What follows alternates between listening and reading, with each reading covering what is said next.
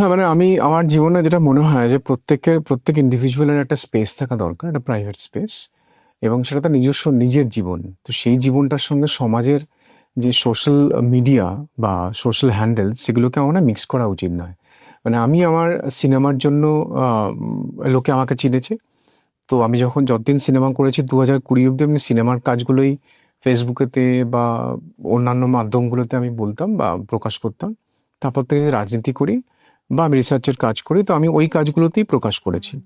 But আমার মনে হয় আমার যে ঘর, আমার যে 4টে দেওয়াল, যেখানে আমি বাঁচি, সেটা আমি থাকি, সেটা তো আমার, তাই না? সেইটাকেও যদি আমি সমাজের মাধ্যমে তুলে ধরি, তাহলে তো আমার বলে পৃথিবীতে কিছু থাকলো না।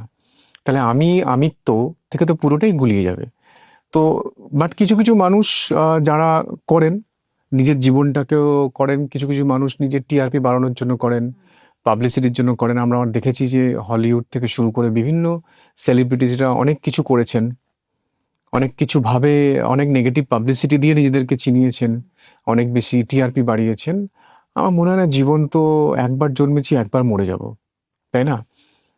তো লাইফ ইজ ভেরি শর্ট আর লং আমি বলবো না, জীবন ছোট কি জীবন বড়, ওই ডেফিনিশনটাও খুব পার্সপেক্টিভ, খুব রেলিভেন্ট, মানে আপনি কিভাবে দেখছেন জীবনটা।